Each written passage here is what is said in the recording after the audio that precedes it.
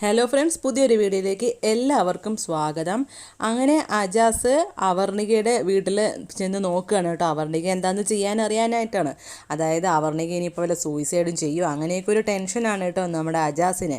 ശേഷം അജാസ് അവിടെ അവർണിക ലൈറ്റൊക്കെ ഓഫ് ചെയ്ത് കഴിഞ്ഞപ്പോൾ കിടന്നു. പക്ഷേ എന്തെങ്കിലും വല്ല ഗുളികയെങ്ങാനും കഴിച്ചിട്ടുണ്ടോ എന്ന് എങ്ങനെ അറിയാനാണ്. എന്തായാലും അങ്ങോട്ട് ചെന്ന് നോക്കാം എന്ന് പറഞ്ഞ് വീടിൻ്റെ മുകളിലൂടെ കയറി അവർണികയുടെ റൂമിൻ്റെ അവിടെ പോയി നിന്ന് നോക്കുകയാണ് കേട്ടോ. അപ്പോൾ നോക്കുമ്പോൾ അജാസിനൊരു ആശ്വാസമാവുകയാണ് ചെയ്യുന്നത്. നോക്കുമ്പോൾ അവർണിക നല്ല ഉറക്കമായിരിക്കും കേട്ടോ, അങ്ങോട്ടും ഇങ്ങോട്ടും തിരിഞ്ഞിട്ടൊക്കെ. അപ്പോൾ അജാസ് ഇനിയിപ്പോൾ എന്തായാലും കുറച്ച് നേരം കൂടി നോക്കാം, എന്നിട്ട് ഇവിടെ നിന്ന് പോവാം എന്നിങ്ങനെ വിചാരിച്ച് അവിടെ അവർണികയെ നോക്കി ഇങ്ങനെ നിൽക്കുകയാണ് കേട്ടോ. എന്നിട്ടിങ്ങനെ പറയുന്നുണ്ട്, ഞാനിങ്ങനെ എത്ര നാൾ വേണമെങ്കിലും ഇങ്ങനെ ഉറക്കമൊഴിച്ച് നിൽക്കാൻ റെഡിയാണ് എന്നൊക്കെ പറഞ്ഞ് അവർണികയെ സ്നേഹത്തോടെ ഇങ്ങനെ നോക്കുകയാണ് കേട്ടോ അജാസ്. എന്നിട്ട് അവിടെ നിന്ന് അറിയാണ്ട് ഉറങ്ങിപ്പോവാണ് അജാസ്. ശേഷം അവിടെ നിന്ന് പോവുകയാണ് ചെയ്യുന്നത് കേട്ടോ. സമാധാനത്തോടു കൂടി അവിടെ നിന്ന് ചെല്ലുകയാണ് ചെയ്യുന്നത്. ശേഷം കാണിക്കുന്നത് രേഖ നല്ലപോലെ മുല്ലപ്പൂവൊക്കെ ചൂടി റെഡിയാവുന്നതായിരിക്കും കേട്ടോ. അപ്പോൾ വരുണ്ണാണെങ്കിൽ ആ ഒരു മുല്ലപ്പൂവിൻ്റെ മണമൊക്കെ വരുമ്പോൾ, ഇന്ന് നീ മുല്ലപ്പൂവൊക്കെ അണിഞ്ഞിട്ടുണ്ടോ എന്നൊക്കെ ഇങ്ങനെ ചോദിക്കുകയാണ് കേട്ടോ. അതായത് രേഖയുടെ പ്ലാൻ എന്ന് പറഞ്ഞാൽ വരുണിനെ എങ്ങനെയെങ്കിലും വശത്താക്കാനുള്ള പരിപാടിയാണ്. അപ്പോൾ ഇങ്ങനെ രേഖയാണെങ്കിലും എല്ലാവർക്കും ഇഷ്ടമുള്ള മണം തന്നെയാണല്ലോ എന്നൊക്കെ ഇങ്ങനെ പറയാണ് കേട്ടോ. അപ്പോൾ നമ്മുടെ വരുണാണെങ്കിലും പറയുന്നുണ്ട്, ഒന്നില്ലെങ്കിലും ഞാൻ നിൻ്റെ ഭർത്താവല്ലേ, നീ എന്താണ് എൻ്റെ കൂടെ ഒന്നും എൻ്റെ ഇഷ്ടങ്ങളൊന്നും സാധിച്ചു തരാത്തത് എന്നൊക്കെ ചോദിക്കുകയാണ്. അപ്പോൾ നമ്മുടെ രേഖയാണെങ്കിലും പറയുന്നുണ്ട്, ഞാൻ ആദ്യമേ പറഞ്ഞല്ലോ, എന്നാൽ പിന്നെ നമുക്ക് ഗോവിന്ദേട്ടൻ്റെ അടുത്ത് പോയി എല്ലാം തുറന്നു പറയണം എന്നൊക്കെ പറയാണ് കേട്ടോ. അപ്പോൾ വരുണാണെങ്കിലും പറയുന്നുണ്ട്, എങ്ങനെയാണ് ഞാൻ അമ്മയെ ഇത്ര പെട്ടെന്ന് ചതിക്കുക എന്നൊക്കെ ഇങ്ങനെ പറയാണ്. ആ സമയം നമ്മുടെ രേഖ പറയും, എന്നാൽ പിന്നെ വേണ്ട, അങ്ങനെ പറഞ്ഞില്ലെങ്കിലും നട്ടിൽ നിവർത്തി മീശ വിരിച്ച് നല്ല പോലെ ഒന്ന് സംസാരിച്ചാൽ മതി രാധികാമ്മയുടെ അടുത്ത് എന്നിങ്ങനെ പറയാണ് കേട്ടോ. അപ്പോൾ വരുൺ പറയുന്നുണ്ട്, അത് ഞാൻ സംസാരിച്ചോളാം എന്നൊക്കെ പറയുകയാണ് ചെയ്യുന്നത്. ആ സമയം രാധികാമ്മ വരികയാണ് കേട്ടോ. എന്നിട്ട് വരുണിനെ വിളിച്ച് എനിക്കൊന്ന് പുറത്ത് പോകണം എന്നൊക്കെ പറയാണ് കേട്ടോ. അപ്പോൾ രാധികാമ്മയെ കാണുമ്പോഴേക്കും വരുണിൻ്റെ മീശയൊക്കെ താത്തിയിടുകയാണ് കേട്ടോ. എന്നിട്ട് പിന്നെ വരുണിനെയും കൊണ്ട് വേഗം അവിടുന്ന് പോവുകയാണ് ചെയ്യുന്നത് കേട്ടോ. അപ്പോൾ രേഖയാണെങ്കിലും വിചാരിക്കുന്നുണ്ട്, എങ്ങനെയെങ്കിലും രാധികാമ്മയായിട്ടുള്ള ആ ഒരു അടുപ്പം മാറ്റിയെടുക്കും, അത് ഞാൻ എങ്ങനെയെങ്കിലും മാറ്റിയെടുത്തിരിക്കും എന്നൊക്കെ ഇങ്ങനെ ചിന്തിക്കുകയാണ് ചെയ്യുന്നത് കേട്ടോ.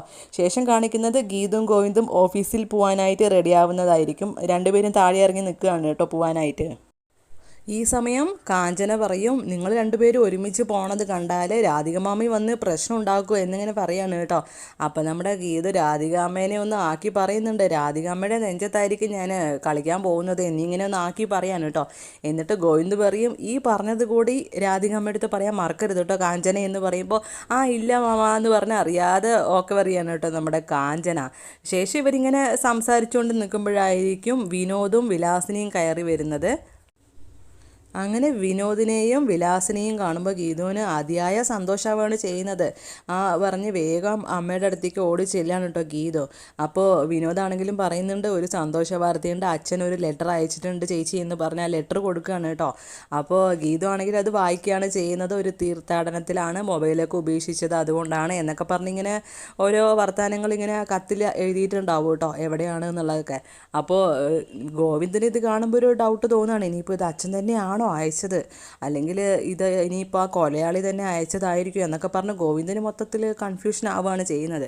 അപ്പോൾ നമ്മുടെ ഗീതമാണെങ്കിലും പറയുന്നുണ്ട്, ഇത് അച്ഛൻ്റെ ഹാൻഡ് റൈറ്റിംഗ് തന്നെയാണ്, ഇത് അച്ഛൻ തന്നെ ആയിരിക്കും അയച്ചിട്ടുണ്ടോ എന്നൊക്കെ പറഞ്ഞ് അവർക്ക് നല്ല സന്തോഷമാവാണ് ചെയ്യുന്നത് കേട്ടോ. അപ്പോൾ ഗോവിന്ദാണെങ്കിൽ വേഗം ആ ലെറ്റർ ഒന്ന് വാങ്ങി നോക്കിയിട്ട് ഫോൺ വിളിച്ചൊന്ന് അന്വേഷിക്കുകയാണ് കേട്ടോ.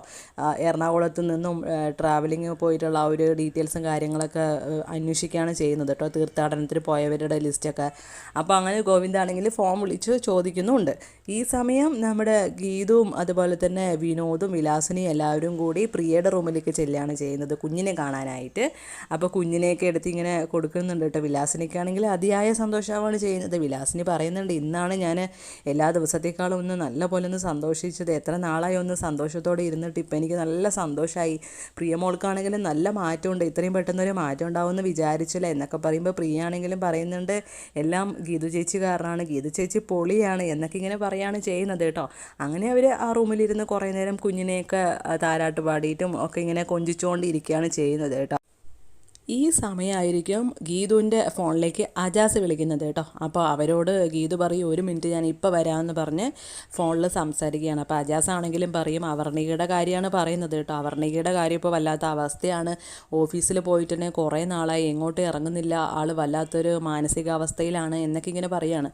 അപ്പോൾ ഗീതു ആണെങ്കിലും പറയുന്നുണ്ട് തെറ്റെന്തായാലും അവർണികയും ചെയ്തല്ലോ, അവർണിക ചെയ്തതിന് ശേഷമാണല്ലോ കിഷോർ മരിച്ചത്, അപ്പോൾ തെറ്റെപ്പോഴും തെറ്റല്ലാതിരിക്കില്ലല്ലോ ഇക്ക എന്നിങ്ങനെ പറയുന്നുണ്ട് കേട്ടോ.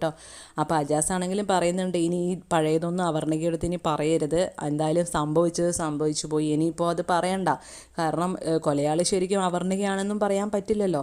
ഇപ്പോൾ അവളാണെങ്കിൽ സൂയിസൈഡിൻ്റെ ഒരു വക്കിൽ നിൽക്കുകയാണ്. എനിക്കാണെങ്കിൽ നല്ല ടെൻഷനുണ്ട്. എന്തായാലും ഒന്ന് സംസാരിക്കണം ഗീതു ഓഫീസിലേക്ക് പോണ വഴി, എന്നിട്ട് എങ്ങനെയെങ്കിലും നിങ്ങളുടെ കൂടെ ഓഫീസിലേക്ക് കൊണ്ടുപോകണം എന്നിങ്ങനെ അജാസ് പറയുകയാണ് ചെയ്യുന്നത് കേട്ടോ. അങ്ങനെ ഗീതും അതുപോലെ തന്നെ ഗോവിന്ദും ഓഫീസിലേക്ക് ഇങ്ങനെ കാറിലേക്ക് പോയിക്കൊണ്ടിരിക്കുകയായിരിക്കും. അപ്പോൾ അങ്ങനെ പോയിക്കൊണ്ടിരിക്കുന്ന സമയത്ത് ഗീതുവിനാണെങ്കിൽ അതിയായ സന്തോഷമാണ് കേട്ടോ. ഗീതു ആണെങ്കിലും പറയുന്നുണ്ട് അച്ഛൻ്റെ ലെറ്റർ വന്നതോടുകൂടി എനിക്കിപ്പോൾ എല്ലാത്തിനും നല്ല ആശ്വാസമായി എന്നൊക്കെ പറയുകയാണ്. എന്നിട്ട് പറയും അവർണികയുടെ കാര്യം പറയുകയാണ് കേട്ടോ. അജാസ് വിളിച്ചത് ഓഫീസിൽ പോകാത്ത കാര്യങ്ങളൊക്കെ പറയുമ്പോൾ എനിക്ക് അങ്ങോട്ടൊന്ന് ചെല്ലണം എന്നിങ്ങനെ ഗീതു പറയുന്നുണ്ട്. അപ്പോൾ ഗോവിന്ദാണെങ്കിലും പറയുന്നുണ്ട് ഇപ്പോൾ ഒന്നും പോകണ്ട, ഇപ്പോഴാണെങ്കിൽ ആ കേസ് കിഷോറിൻ്റെ കേസ് ഒത്തുതീർപ്പാവാത്തതുകൊണ്ട് ഈ ഗോസിപ്പും കാര്യങ്ങളൊക്കെ ഇനിയും ഉണ്ടാവും, അങ്ങോട്ട് പോയി കഴിഞ്ഞാൽ ചിലപ്പോൾ നിനക്ക് താങ്ങാൻ പറ്റിയെന്ന് വരില്ല, ആൾക്കാരെന്തെങ്കിലും പറയും എന്നൊക്കെ ഇങ്ങനെ പറയുകയാണ്. അപ്പോൾ നമ്മുടെ ഗീതു പറയുന്നുണ്ട് എനിക്ക് എന്ത് വന്നാലും നേരിടാനുള്ള ചങ്കൂറ്റം എനിക്കുണ്ട്, എന്തായാലും അച്ഛനെപ്പറ്റി വിവരം അറിഞ്ഞതുകൊണ്ട് ഞാൻ വളരെ ഹാപ്പിയാണ് എന്നൊക്കെ പറയാണ്. അപ്പോഴാണെങ്കിലും ഗോവിന്ദൻ്റെ മനസ്സിൽ ഒരു സംശയമാണ് കേട്ടോ, ഇതൊക്കെ ഇനിയിപ്പോൾ സത്യം തന്നെയാണോ, എന്തോ ഒരു പന്തികേടുണ്ടല്ലോ എന്നൊക്കെ ഇങ്ങനെ ആലോചിച്ചുകൊണ്ടിരിക്കുകയാണ് നമ്മുടെ ഗോവിന്ദ്. അങ്ങനെ ഗീതു ആണെങ്കിലും അവർണികയുടെ വീടെത്തുകയാണ് ചെയ്യുന്നത്. അപ്പോൾ ആ സമയം അവിടെ അവർണികയും അജാസും സംസാരിച്ചുകൊണ്ടിരിക്കുന്നുണ്ടാവും. അപ്പോൾ അജാസ് ഇങ്ങനെ ആശ്വസിപ്പിക്കുകയാണ് കേട്ടോ അവർണിക, ഇനിയിപ്പോൾ നടക്കുന്നതെല്ലാം നടന്നുപോയി, ഇനിയിപ്പോൾ പറഞ്ഞിട്ട് കാര്യമില്ല, ഇങ്ങനെ ഇരുന്നാൽ ശരിയാവില്ല എങ്ങനെയൊക്കെ ഓരോന്നൊക്കെ പറഞ്ഞ് സമാധാനിപ്പിക്കുകയാണ് ചെയ്യുന്നത്. അപ്പോൾ നമ്മുടെ അവർണികയാണെങ്കിലും പറയുന്നുണ്ട് എൻ്റെ മനസ്സിനൊന്നും പോകുന്നില്ല, ഇനി ഞാൻ ഡാഡിയുടെ കൂടെ ബാംഗ്ലൂരിലേക്ക് പോയാലോ എന്നൊക്കെ ഇങ്ങനെ ആലോചിക്കുകയാണെന്ന് പറയുമ്പോഴായിരിക്കും നമ്മുടെ ഗീതു വരുന്നത് കേട്ടോ. ഗീതു വരുന്നതോടുകൂടി ഇന്നത്തെ വിശേഷങ്ങൾ ഇവിടെ അവസാനിക്കുകയാണ്. കൂടുതൽ വിശേഷങ്ങൾ എത്രയും പെട്ടെന്ന് അറിയുവാൻ ഈ ചാനൽ മറക്കാതെ സബ്സ്ക്രൈബ് ചെയ്യുക. Thank you for watching.